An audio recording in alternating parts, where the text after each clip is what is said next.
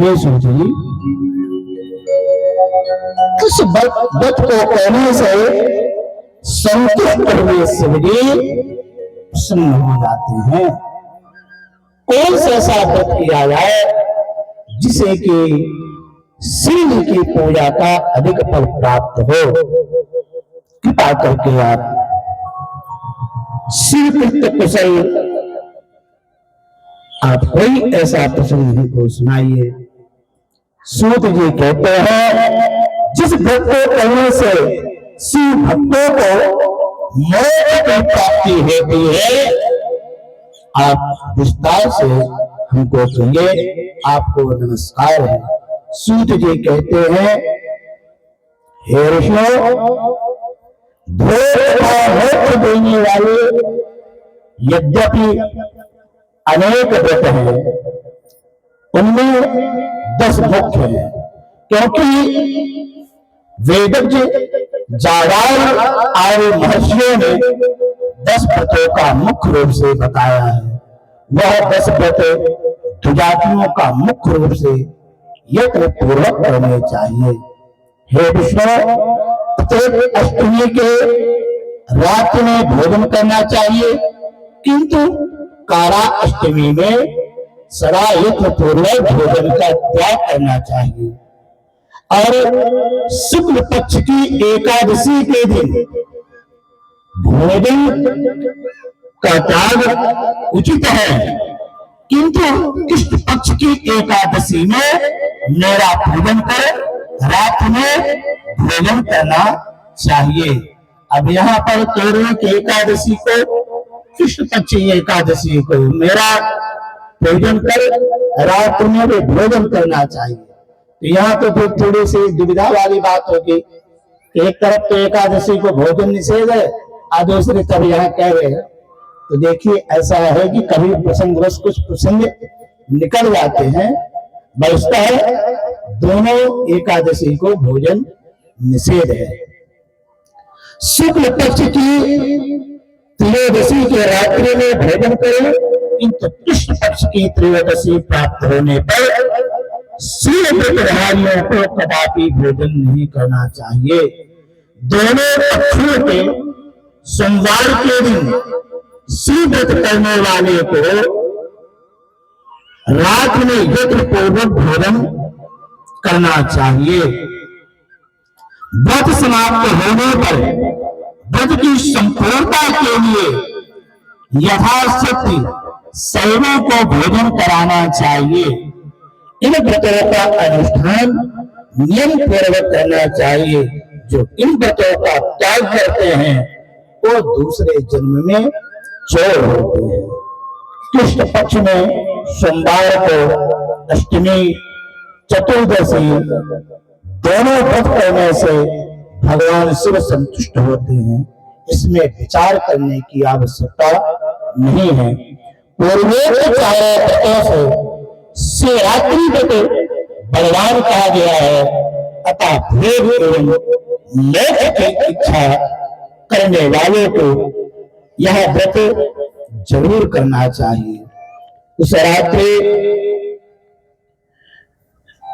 दिन प्रातःकाल आरंभ से कृत्य करणीय, उसे ध्यान देकर प्रीति से सुनो, कथा हम कहते हैं।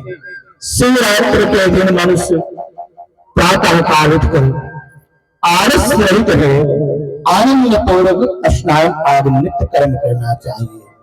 और फिर शिवालय में जाकर के शास्त्रानुसार शिव का पूजन, उन्हें नमस्कार पूर्वक इस प्रकार संकल्प करना चाहिए, हे देवादिदेव महादेव, हे नीलकंठ, तुम्हें नमस्कार है। हे देव, मैं तुम्हारा शिवरात्रि व्रत करना चाहता हूँ। तुम्हारी कृपा से यह व्रत निर्विघ्न समाप्त हो एवं कामादि शत्रु मुझे किसी प्रकार की पीड़ा न दे सके, पीड़ा न पहुंचाए, इस प्रकार से संकल्प करे, पूजा की सारी सामग्री प्रस्तुत करना चाहिए। तदंतर बुद्धिमान पुरुष को चाहिए कि शिवरात्रि व्रत की समाप्ति पर फल प्राप्त करने के लिए महात्म पढ़े अथवा रात के 4 प्रहर में 4 पार्थिव शिवलिंग का निर्माण करे और आवाहन से लेकर के विसर्जन पर्यंत उन मूर्तियों की पूजा करे। उस दिन रात में उत्साह पूर्वक जागरण करना चाहिए और पुनः प्रातःकाल उठकर स्नान करने के उपरांत शिव की स्थापना की पूजन करें। शिवरात्रि के दिन श्रेष्ठ भक्तों को जिस प्रकार प्रत्येक पहर में अर्थात जो 4 पहर रात के होते हैं, हर पहर में शिव जी की पूजा मानी गई है, किंतु जो संध्या काल का पहर होता है वो सबसे अच्छा माना जाता है। तो जो प्रथम पहर में स्थापित शिवलिंग को अनेक उपचारों से परम भक्ति पूर्वक पूजन करना चाहिए।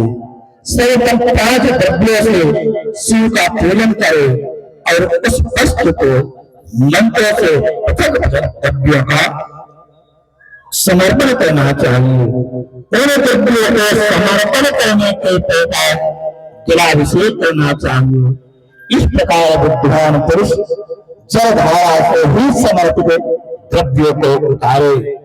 108 बार शिव मंत्र पुरुष हो, दुर्ग हो, ओम नमः शिवाय, और चतुर्थ में स्त्रियों को नमः शिवाय पढ़ करके पार्थिव शिवलिंग में जलधारा देनी चाहिए। गुरु के द्वारा दिए गए मंत्र से शिव की पूजा करें।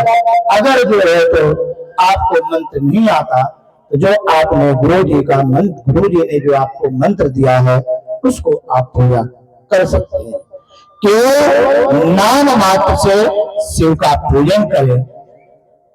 ज्यादा बहुत मंत्रों की आवश्यकता नहीं, भगवान शिव का नाम ले लो, बस सारी पूजा उनकी। उसी नाम से पुष्प चढ़ा दो, उसी नाम से बेलपत्र चढ़ा दो, तो ये जन्म तुम्हारा कारण तुम ज्यादा लंबा कहने की तुम्हें जरूरत नहीं है। खाली भगवान का नाम लेते जाओ, चढ़ाते जाओ। कमल तथा कनेर के पुष्प शिव के 8 नामों को पढ़ करके चढ़ाना चाहिए। भव, सरल, रुद्र, पशुपत, उग्र, महान, भीम एवं ईशान, ये शिव के 8 नाम है। इन्हीं नामों के आगे विभक्ति लगा करके ओम भवाय नमः इत्यादि क्रम से शिव की पूजा कर पश्चात धूप, दीप, नैवेद्य आदि लगाना चाहिए। मनुष्य को साल में तो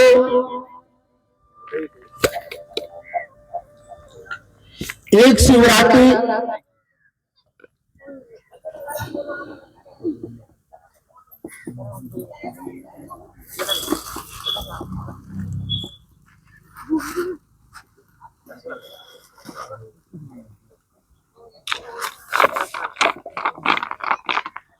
मनुष्य को तो एक शिवरात्रि साल में करना चाहिए। इसके बाद हर महीने शिवरात्रि आई है, हर महीने शिवरात्रि करना चाहिए। भगवान विष्णु ने किसी समय देवर्षि नारद से भोग का मोक्ष देने वाले इस शिवरात्रि व्रत को कहा था। ऋषियों ने कहा, हे सूत, अब आप शिवरात्रि व्रत का उद्यापन का विधान करिए। सूत जी बोले, इस शिवरात्रि का व्रत का अनुष्ठान 14 वर्षों तक करना चाहिए। ये दशमी को एक बार भोजन कर चतुर्दशी को उपवास करने का विधान है।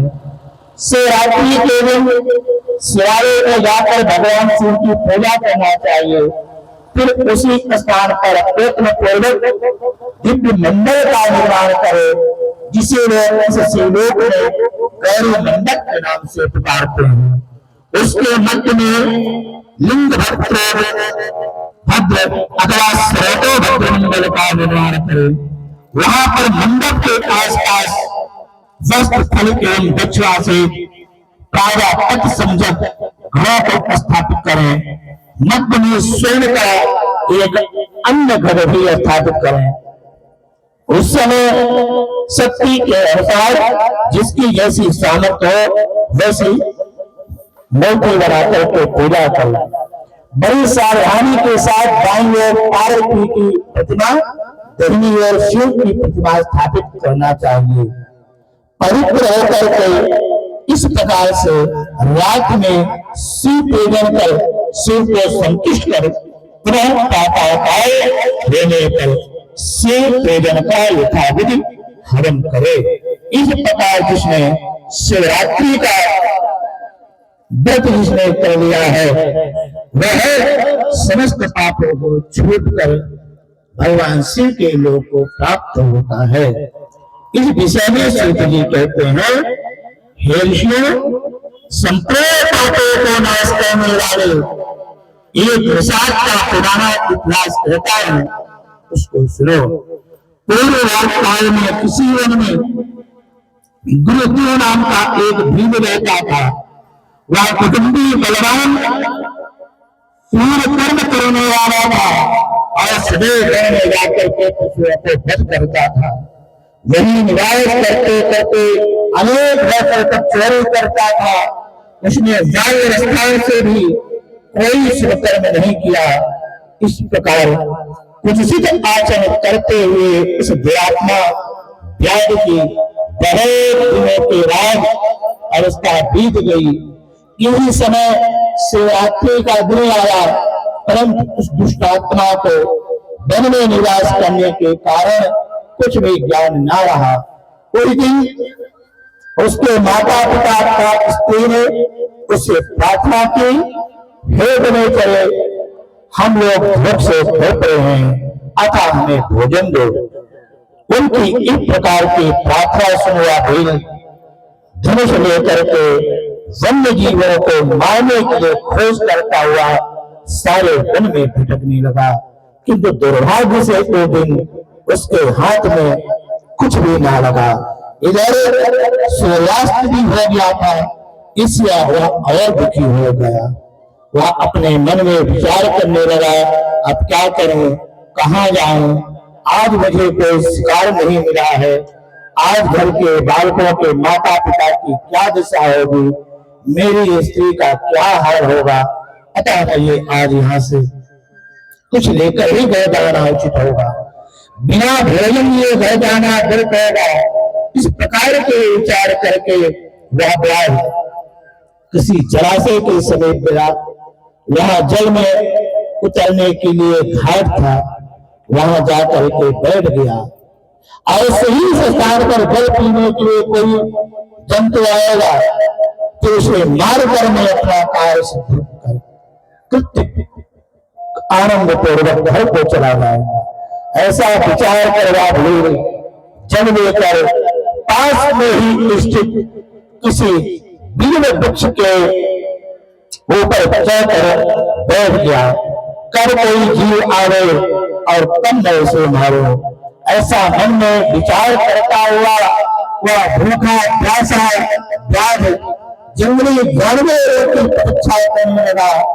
रात को प्रथम पहले से बीत गई, प्यास से व्याकुल हुई एक हनी चकित इधर उधर ताकती फिरकती वहां आई। हे विष्णु, उसने मृगी को आई देख धीरे प्रसन्न है, मारने के लिए धनुष बाण चढ़ाया। इस क्रिया के कहते ही उसके हाथ से कुछ बिल्व पत्ते नीचे गिरे और वहां पर एक ज्योतिर्लिंग था। इस प्रकार के महादेव के प्रथम पैर की पूजा से वह व्याध के द्वारा पूजा संपन्न हो गई, जिसके प्रताप से उसके सारे पाप नष्ट हो गए। तदंतर धनुष की टंकार का शब्द सुन भय से व्याकुल रही हरणी व्याध को देखकर उसे कहने लगी, हे व्याध, तुम मुझसे सच कहो, तुम्हारी क्या करने की इच्छा है? हरणी की बात सुनकर व्याध बोला, आज मेरा सारा परिवार भूखा है, मैं तुम्हें मारकर तुम्हारे मांस से अपने पूरे परिवार की तृप्ति करना चाहता हूं। उसके दारुण वचन को सुनकर दुष्ट को देखकर वह हरण के मन में विचार आया और विचार करने लगी, अब मैं कहाँ जाऊं, इस संकट से बचने का कोई उपाय नहीं है। ऐसा विचार कर मृगी बोली, हे व्याध, यदि मेरे इस अनर्थकारी देह के मांस से तुम्हारे कुटुंब को सुख प्राप्त हो जाए तो अजब तुल्य की बात क्या हो सकती है। मैं निसंदेह मर जाऊंगी, ये हमारा शरीर एक दिन मर जाएगा, किंतु मैं धन्य हो जाऊंगी।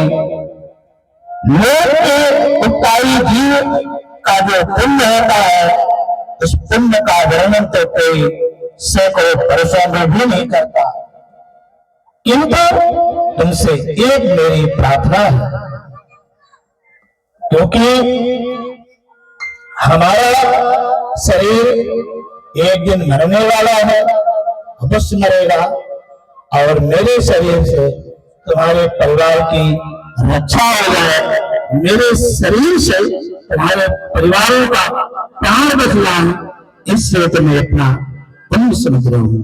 लेकिन हमारी प्रार्थना है कि मेरे सभी बालक इस समय मेरे स्थान पर होंगे, उन्होंने अपने बहन अथवा अपने स्वामी को सौंप कर तुम्हारे पास मैं आ जाऊंगी।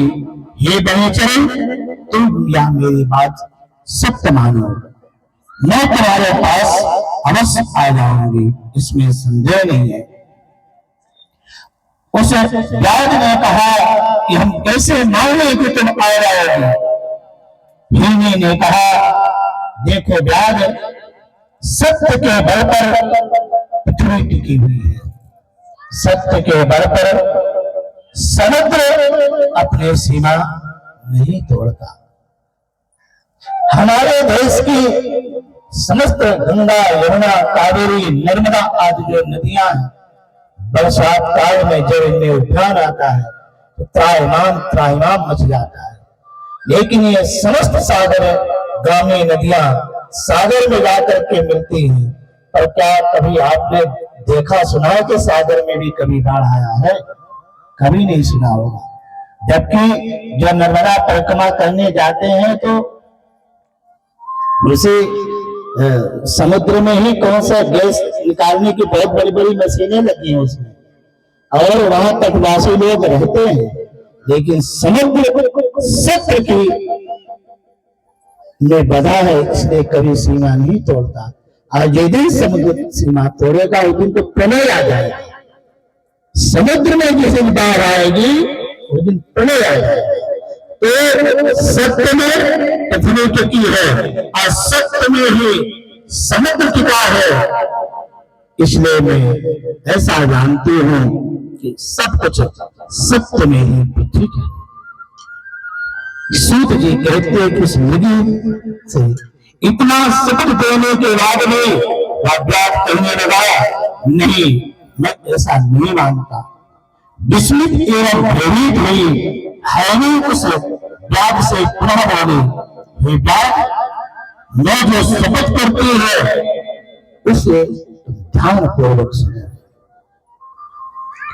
मैं शपथ करती हूं यदि अपने घर जाकर के पुनः तुम्हारे पास ना लेते तो वेद विक्रय एवं त्रिकाल संध्या उपासनी करने वाले ब्राह्मण को जो पाप होता है वह पाप मुझे लगे, ये हरणी मन में संकल्प ले रही है। जो ब्राह्मण संध्या नहीं करते उनको बहुत बड़ा पाप लगता है। हमारे जो पंडित जी आए दिन से अभी दोपहर के ऐसे चर्चा हमारे इनके बीच में एक ही कमरे में रहते हैं, तो इसे कुछ न कुछ चर्चा चलती रहती है। हमने इनसे, क्योंकि ब्राह्मण लोग जो है सिर्फ पंडिताई ही करते हैं, पंडिताई के अलावा चाहे ये हो चाहे कोई दूसरे पढ़ने की समय नहीं है। जो समय मिलती है तो बस वो सत्यनारायण की कथा में लगा हुआ है। तो ब्राह्मणों को ये नहीं मालूम कि हम संध्या क्यों करते हैं, और संध्या हमारे लिए ब्रह्मा ने हमारे ऊपर इसका दायित्व क्यों दिया गया है। संध्या ब्राह्मण मूलम की, ब्राह्मण का मूल क्या है? ब्राह्मण की मूल संध्या है। जिस ब्राह्मण के जीवन में संध्या नहीं है उसका तो जीवन नष्ट हो गया है। और जो ब्राह्मण संध्या नहीं करता, त्रिकाल तो छोड़ दीजिए, कम से कम एक काल ही जो ब्राह्मण संध्या नहीं करता उसको तो सिर का पाप लगता है। ये सिर की बदना है, ये जिम्मेदारी विधाता ने ब्राह्मणों के कंधे पर रख दी है। तो आप लोगों के मन में होगा कि सिर का वध कैसे होता है। जो जब सृष्टि चली है तो सूर्य को मंदेह नाम के राक्षस होते हैं, और वो मंदेह नाम के राक्षस जैसे सूर्य ग्रहण में चंद्रमा और राहु को, सूर्य चंद्र को राहु ग्रहण करते हैं, भक्षण करते हैं, ऐसे ही तीनों संध्याओं में सूर्य को मंदेह नाम के राक्षस उनको ग्रहण करते हैं, भक्षण करते हैं। तो उनकी सूर्य की भक्षण है, उनके राक्षसों को मिलाने के लिए विधाता ने संध्या की उत्पत्ति की है। और उस संध्या का जो भार है, जो जिम्मेदारी है, वो ब्राह्मण को दी है। इसीलिए 3 संध्या जब होती है, तो जब संध्या होती है तो संध्या में 3 अर्घ दिए जाते हैं।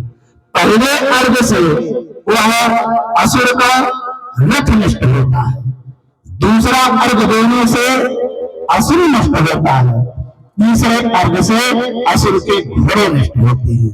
इसे संध्या में 3 अर्घ दिया गया है। और जो ब्राह्मण संध्या नहीं करता उसको ब्रह्म हत्या जैसे पाप लगती है, क्योंकि तुम्हारे संध्या न करने से सूर्य को राक्षस लोग भक्षण कर रहे हैं। तो कह रहे हैं कि तीनों काल में संध्या करने से जो ब्राह्मण को पाप लगता है वो पाप नहीं लगे। और जो काला सत्य स्त्री को अपने स्वामी की आज्ञा का उल्लंघन करने का जो पाप लगता है वह पृथ्वी जो पाप है तो मुझे पाप लगे। शिव विमुख करके जो मनुष्य शिव के निमित्त रहता है, शिव की भक्ति नहीं करता, जो उसे पाप लगता है वह मुझे पाप लगे। पर द्रोह का जो पाप लगता है वह मुझे पाप लगे। और धर्म का उल्लंघन करने पर जो पाप लगता है एवं जो विश्वासघात का पाप लगता है, ये जितने पाप हैं ये सारे पाप मुझे लगे यदि मैं अपने बच्चों को अपना स्तन खिला करके न लाई, क्योंकि मेरे छोटे छोटे जन्म के बच्चे इसमें मेरी राह देख रहे होंगे, क्योंकि उनको ऐसा लग रहा होगा कि मेरी माँ जंगल में गई है तो जरूर वापस आएगी और यहाँ से मेरे लिए जरूर कुछ लेके आएगी, मेरे बिना वो कहते होंगे। इसमें वेदान तुम मुझे छोड़ दो और मैं सबक पूर्वक कहती हूँ कि मैं अपने बच्चों को किसी जिम्मेदारी के पास सौंप करके और अपनी वचन सत्य करने के लिए पुनः तुम्हारे पास आ जाऊंगी। इस प्रकार से अनेक शपथ लेकर के हरनी वही खड़ी हो गई। तो भीड़ को विश्वास हो गया, इसे जाने की अनुमति दे, वही स्थित हो गया। हरनी भी धोती करके प्रसन्न हो अपने स्थान पर चली गई। इतने में रात का प्रथम प्रहर जागते जागते बीत गया। उसी मृगी की बहन दूसरी हरनी उत्कंठा पूर्वक उसे खोजती हुई प्यासी जल पीने के लिए उस सरोवर के समीप पहुंची। उसे देखकर भीम ने मारने के लिए तरकस से बाण निकाला, जिससे कि पहले के सामान ही जल समेत बिलवपत्र पुनः सिर के ऊपर गिर गए। इस प्रकार प्रथम रस महात्मा सदाशिव की भेड़ पत्रों से दूसरे पहर की पूजा संपन्न हो गई, जो व्याध का पुण्य का कारण बन गई। इन हरिणी उस व्याध की ओर देखती ही बोली, हे बनोचर, या क्या कह रहे हो? उसने पहले हरिणी से जो बात कही थी वही बात उससे भी कही। यह सुनकर के दूसरी बुढ़ी बोली, हे व्याध सुनो, मैं धन्य हूं। आज मेरा ये दिन, आज मेरा ये शरीर धारण करना सफल है, क्योंकि इस अनित्य शरीर से किसी का उपाय हो जाए। परंतु मेरा एक निवेदन है, मेरे छोटे छोटे बच्चे घर पर हैं और उन बच्चों को मैं अपने स्वामी को सौंप कर आई हूं। व्याध बोला, मैं तुम्हारी बात को नहीं मानता, तुम्हें कैसे मारेगा, तुम्हारा वध करेगा, इसमें संशय नहीं है। यह बात सुनकर के हरिणी ने सौम्य करके व्यास से बोली, हे व्याध, मेरी बात सुनो, यदि मैं लय करके ना आया, अपनी बात से विचलित हो जाओ, जिस प्रकार से सबका सुख हो जाता है, अथवा मनुष्य को अपनी विवाहिता स्त्री को छोड़कर दूसरी स्त्री से संभोग करता है, उसका जो कार्य लगता है, अथवा जो वेद धर्म का उल्लंघन करके मन मार्ग अपने मनमर्जी से कार्य करता है, जो उसका पाप लगता है। जो कोई शिव की निंदा करता है उसका पाप लगता है, और जो अपने माता पिता की सेवा नहीं करता, ब्राह्मण की सेवा पूजा नहीं करता, जो उसका पाप लगता है, वह समस्त पाप मुझे लगे, यदि मैं वापस लौट करके न लाई। सूत जी कहते हैं कि इस प्रकार की शपथ सुनकर व्याध ने उसे जाने की अनुमति दी। मृगी भी प्रसन्न होकर जल पीकर अपने निवास को चली गई। उस प्रकार उस व्याध का दूसरा पहर भी जागते हुए बीत गया। इसी समय तीसरा पहर आ गया। तब व्याध की मृगी आने पर विलंब होता देख चकित ही जो घर में देखने लगा, उसी समय एक मृग सरोवर की ओर आते दिखाई दिया। वह हष्टपुष्ट मृग को देखकर अत्यंत प्रसन्न हो गया। इसी समय उसके ऐसे कहते ही अनुसार कुछ बिलपत्र भगवान शिव के ऊपर गिर गए। इस रात्रि में घी के भाग्य से तीसरे बिलपत्र से पूजा हो गई। जैसे ही पूजा संपन्न हुई, इससे सूर्य ने उसके ऊपर अपनी कृपालता प्रकट की। व्याध के बाण संधान की आहर सुनकर के मृग बन करके बोले, अरे बनेश्वर, या क्या करने जा रहे हो? मैं अपने मोटे प्यासे कुटुंब के लिए तुम्हारा वध करूंगा। व्याध का वचन सुन हमें बहुत प्रसन्न हो गई और बड़ी शीघ्रता से उस व्याध से कहने लगी, मैं धन्य है जो इतना उत्कृष्ट है, जिससे तुम्हारा सारा परिवार तृप्त हो गए, जिसका शरीर दूसरों के काम न आवे, उसका सब कुछ निष्फल हो जाता है। जो सामर्थ्य रहते हुए दूसरों का कार्य नहीं करता, उसका सामर्थ्य निष्फल हो जाता है। वह परलोक कर जाने पर नरक की प्राप्ति करता है। हे मृग, ऐसा वचन सुन व्याध मन में विचार करके विस्मित हो गया। उसका जो तारतम्य था वो सब नष्ट हो चुका था। थोड़ा थोड़ा उसका मन शुद्ध हो गया। व्याध बोला, हे मृग, आज मुझे जो मृग प्राप्त हुए हैं वो भी सब तुम्हारे ही जैसा कहकर अपने अपने घर चले गए। किंतु वंचक अभी तक नहीं लौटे हैं, तुम भी संकट में प्राप्त होकर उसी प्रकार से झूठ बोल करके तुम जाना चाहते हो, प्रायश्चित करना चाहते हो। भला तुम्हें बताओ कि मेरी जीविका कैसे चलेगी। मैं बोला, हे बात सुनो, मैं झूठ नहीं बोलता। सचर ब्रह्मांड सत्य में प्रतिष्ठित है। जो असत्यवादी बोलता है उसका पुण्य तत्क्षण नष्ट हो जाता है। लेकिन मेरी सत्य प्रतिज्ञा सुनो, संध्या काल में अथवा दिन में मैथुन करने से, शिवरात्रि में भोजन करने से, जूठी दराही देने से, धरोहर रखकर के बेईमानी करने से, संध्या रहित ब्राह्मण का जो पाप लगता है, जिसके मुख से शिवनाम का उच्चारण नहीं होता, सामर्थ्यवान होते हुए भी लोगों पर कार्य नहीं करता, और अमावस्या पूर्णमासी श्रीफल बेल के तोड़ने से, अभक्ष भक्षण करने से, सुभोजन केवल शरीर में बुरा प्रसन्नता लेती है। भोजन करने से जो पाप लगता है वह सारे पाप लगे लगे यदि मैं न आया।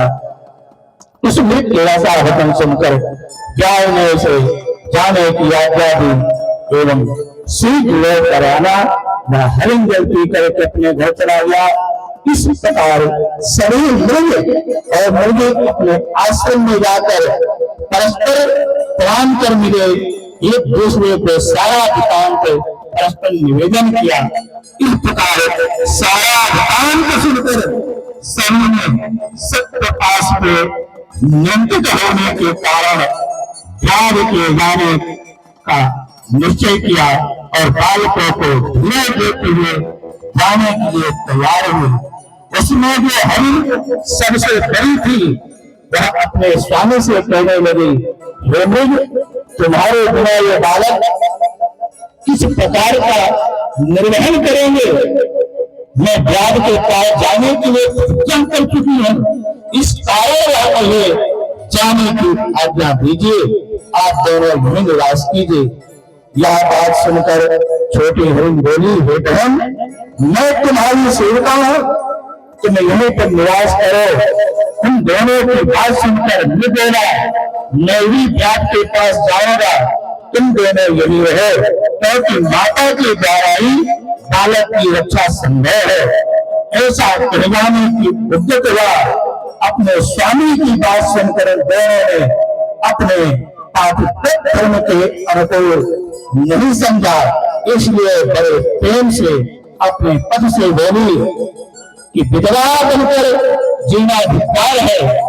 उन्होंने अपने बालकों को खेल देकर पड़ोसियों को सौंप दिया और ब्याज के पास चल पड़ी। अपने माता को ब्याज के समीप जाते देख बालकों ने विचार किया कि इनकी जो गति होगी वही गति मेरी भी होनी चाहिए। ऐसा विचार कर सभी अपने माता के पीछे पीछे चल दिए।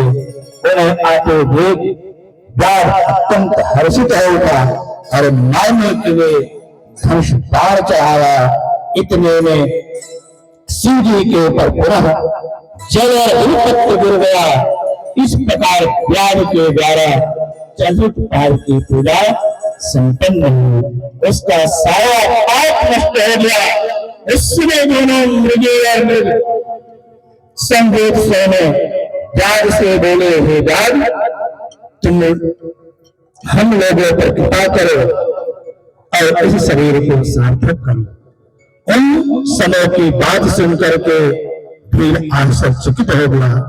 शिव की कृपा से दुर्लभ ज्ञान प्राप्त हो गया और कहने लगा, है ज्ञान रहित ये मृग धन्य जो परस्पर सम्मत और अपने शरीर को परोपकार करने में तत्पर हूँ। मैंने तो मनुष्य जन्म पाकर भी क्या फल प्राप्त किया है, जो दूसरे की हिंसा कर अपने शरीर का पालन करने लगा। मैंने नित्य अनेक जंतुओं का वध करके अपने कुटुंब का पालन पोषण किया है।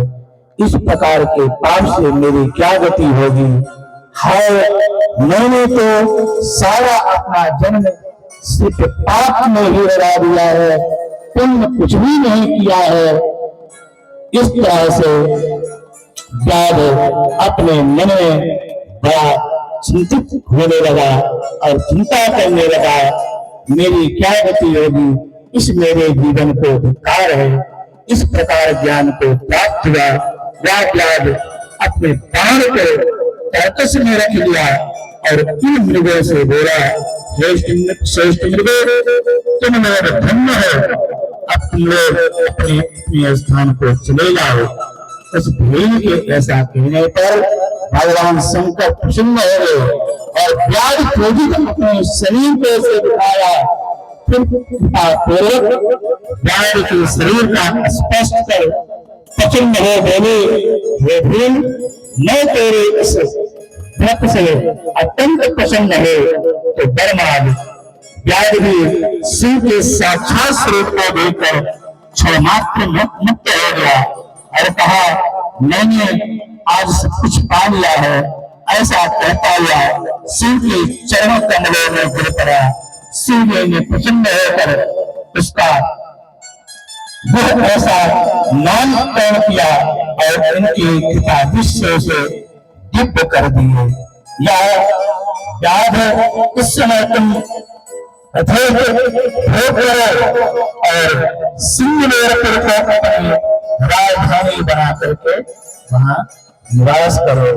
तो जो सिंहपुर में जो एक केवट थे, जो राजा थे, वो केवट यही जाकर के बने हैं जो व्याध थे और देवताओं के प्रशंसनीय अच्छे रूप से तुम्हारे वंश में वृद्धि होगी।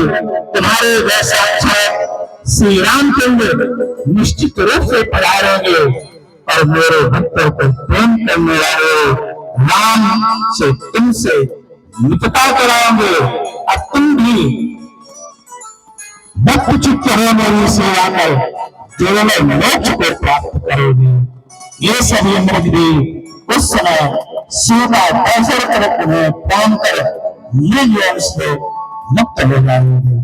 शिव के दर्शन के प्रभाव से शायद मुक्त हो दिव्य देह धारण कर विमान पर सवार होकर के स्वर्ग को चले गए।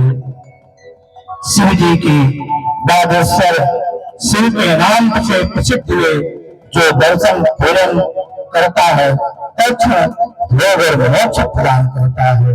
वह भीम भी एक दिन संपूर्ण भोग को भोगते हुए श्री राम की कृपा प्राप्त कर शिव साहित्य को प्राप्त कर लिया।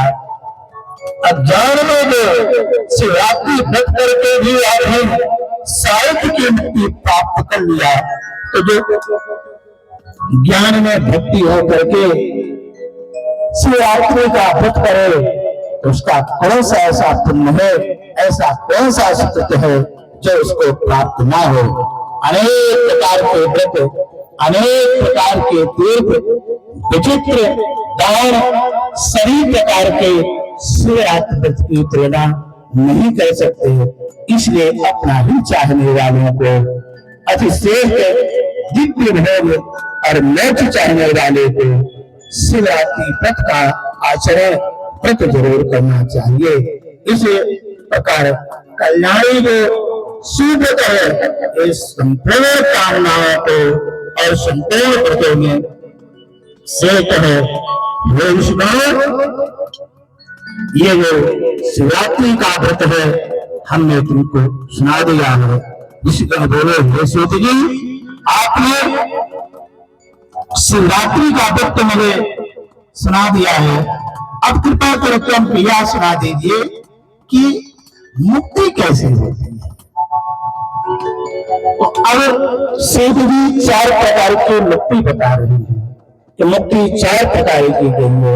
सभी प्रकार की मुक्ति संसार में क्लेश नाश करने वाली परमानंद प्रदायिनी है। मुक्ति सानिध्य एवं सायुज्य नाम से इनके भेद हैं। इस प्रकार से ये जो मुक्ति है, ये मुक्ति भी सुव्रत करने से प्राप्त हो जाती है। बोल बाबा विश्वनाथ की, अन्नपूर्णा महारानी की। आप लोगों ने कथा श्रवण करते करते थोड़ी सी निद्रा देवी जो जरूर आ गई होगी।